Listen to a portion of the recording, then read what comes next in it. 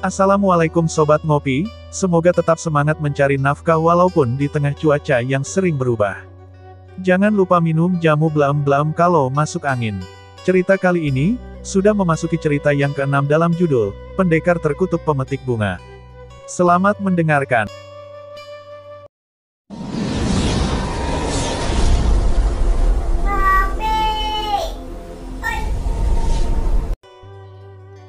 Sampai menjelang tengah malam, pesta perkawinan Puteri Ki Lurah Rantas Madan dengan Putera Ki Lurah Jambar Wulung masih kelihatan meriah. Para tamu duduk di kursi masing-masing sambil menikmati hidangan dan minuman yang diantar para pelayan, serta sambil menikmati hiburan organ tunggal. Kedua mempelai yang berbahagia yaitu Ning Leswani dan Rana Wulung, mereka terlihat duduk di antara para tamu di barisan kursi paling depan. Ki Lurah Rantas Madan duduk di samping Rana Wulung bersama istrinya, sedang Ki Lurah Jambar Wulung di sebelah Ning Leswani juga bersama istrinya. Karena masing-masing mempelai yang kawin adalah anak-anak lurah dari dua desa yang berdekatan, maka dengan sendirinya suasana perkawinan ini meriah dan besar-besaran. Malam itu adalah malam pesta perkawinan yang pertama, dan besok lusa akan dilanjutkan dengan pesta perkawinan yang kedua dan ketiga. Pada menjelang dini hari, di mana udara sudah mulai terasa dingin, para tamu juga sudah banyak yang pulang. Beberapa orang yang masih di sana sudah mengantuk bahkan banyak yang tertidur seenaknya di kursi. Para pemain gamelan di bawah pimpinan Ageng Comal tak ketinggalan ketularan kantuk, sehingga Ageng Comal menghentikan permainan sampai di situ.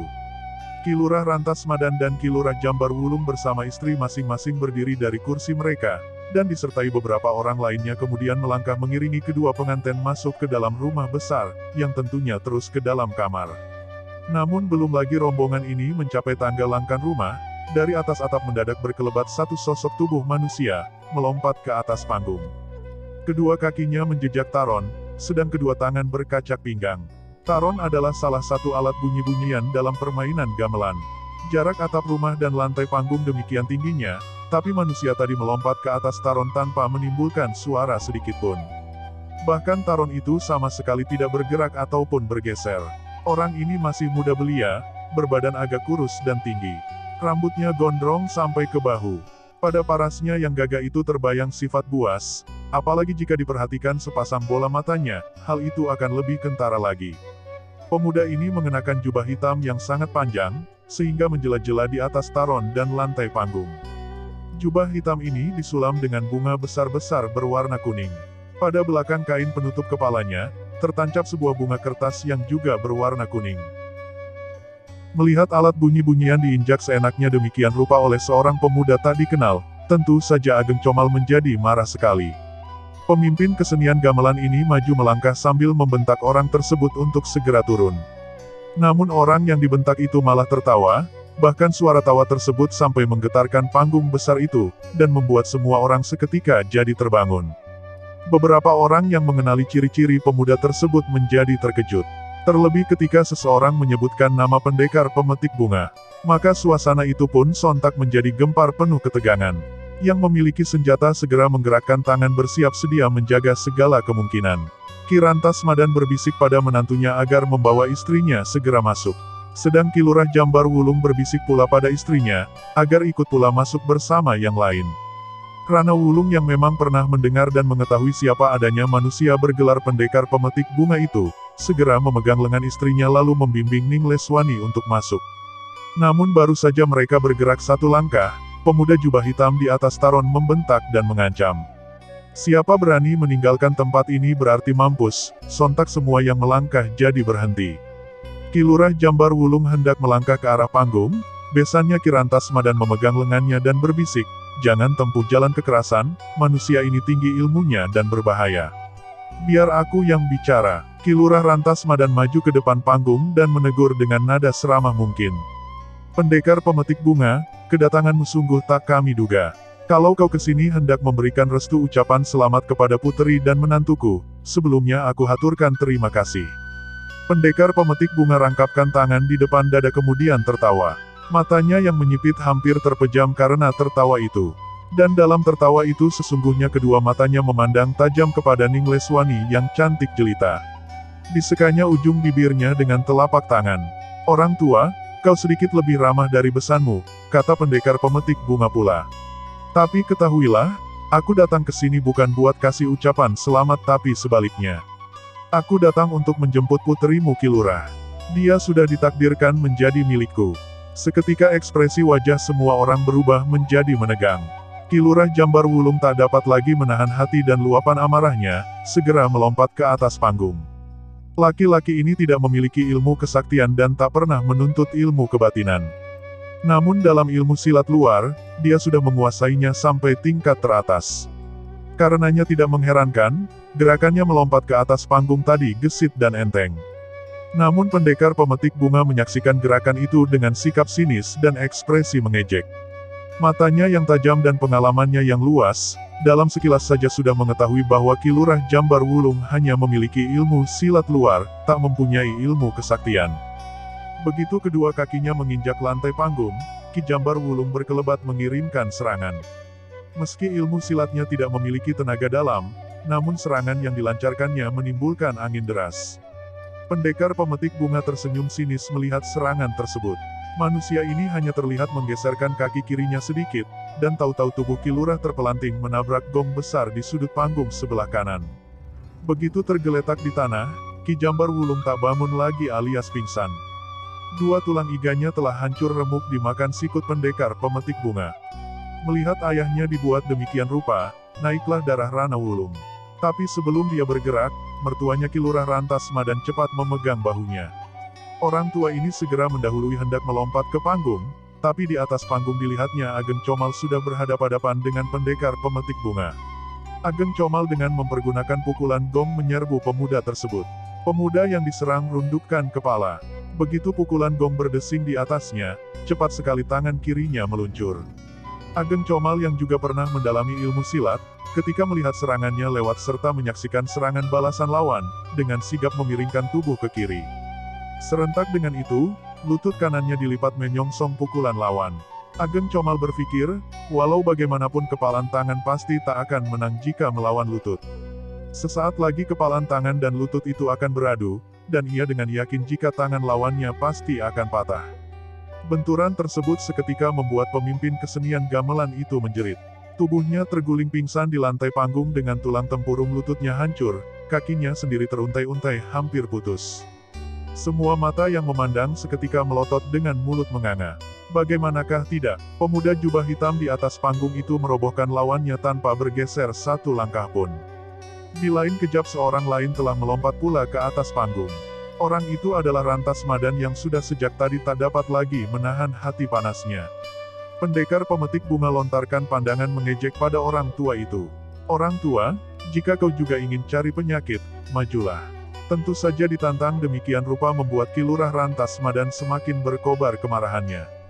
Tanpa menunggu lebih lama, laki-laki yang pernah menuntut ilmu kesaktian di Gunung Simping menerkam ke muka. Dalam jarak 1 meter saja serangannya sudah menimbulkan angin bersiuran yang tajam dan menerpa ke arah pendekar pemetik bunga. Yang diserang maklum bahwa lawannya yang seorang ini berbeda dengan dua orang sebelumnya. Tanpa menghentikan tawanya tadi, pendekar pemetik bunga lantas mengangkat dan melambaikan tangan kirinya. Setiup angin keras yang menggetarkan panggung bersuit memapas tubuh Ki Lurah Rantas Madan.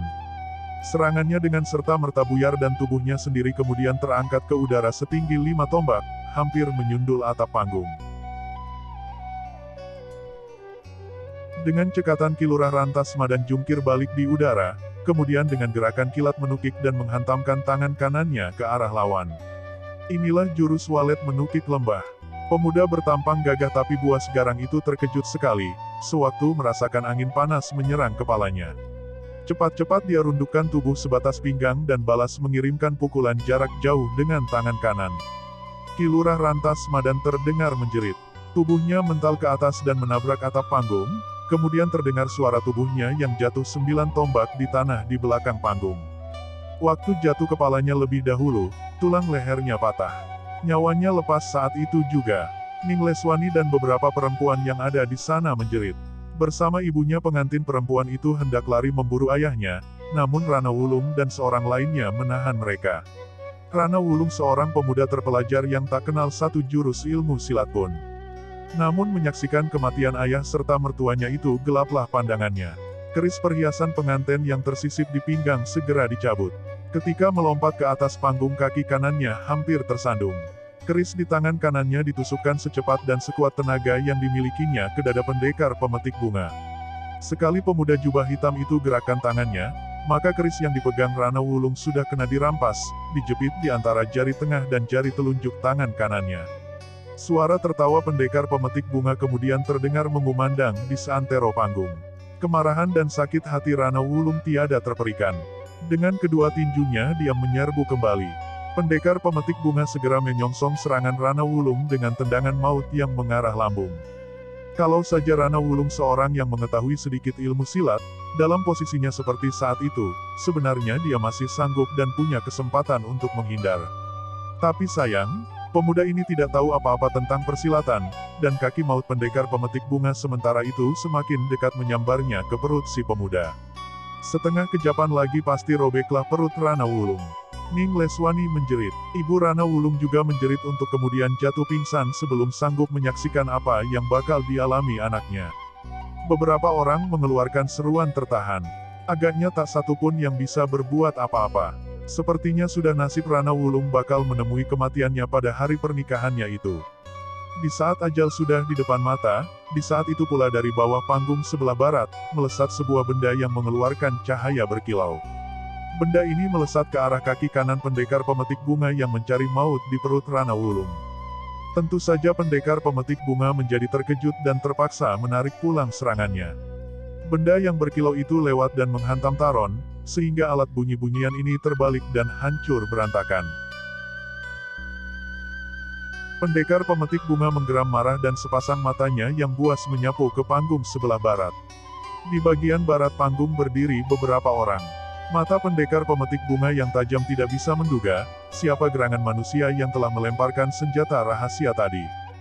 Dengan marah pendekar pemetik bunga mengangkat tangan kanannya ke udara dan berteriak, "Kalau tidak ada yang unjukkan diri, semua yang ada di panggung barat pasti kubikin mampus." Seorang laki-laki tua yang berdiri di belakang sebuah kursi di bagian barat panggung, berbatuk-batuk beberapa kali. Laki-laki ini berpakaian bagus dan bertopi tinggi yang dihiasi manik-manik.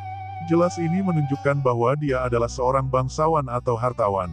Dia mengangkat kursi yang di depannya ke samping dan melangkah ke depan panggung, lalu berhenti sejarak 2 tombak dari panggung. Pendekar pemetik bunga membentak dan menanyakan siapakah orang tua ini. Sementara tangan kanannya masih belum diturunkan, dan kini telapak tangannya yang terbuka, diarahkan pada orang tua berpakaian bagus tersebut. Orang tua itu hanya menjawab bahwa dirinya hanyalah seorang tamu, yang kebetulan sedang berkunjung di pesta perkawinan ini. Cuma seorang tamu saja berani campur tangan. Apakah ilmu melemparkan senjata rahasia pengecut tadikah yang kau andalkan? Orang tua itu sambil terbatuk-batuk lalu berkata, "Meski cuma seorang tamu buruk, aku juga adalah sahabat baik dari tuan rumah dan besannya. Sungguh tidak enak sekali melihat nasib sahabat-sahabat yang nahas tanpa bersedia turun tangan. Jika begitu maksudmu," kata pendekar pemetik bunga, "terima pukulan tapak jagat ini." Si orang tua cepat menyingkir ke samping, sewaktu pendekar pemetik bunga menghantamkan telapak tangan kanannya.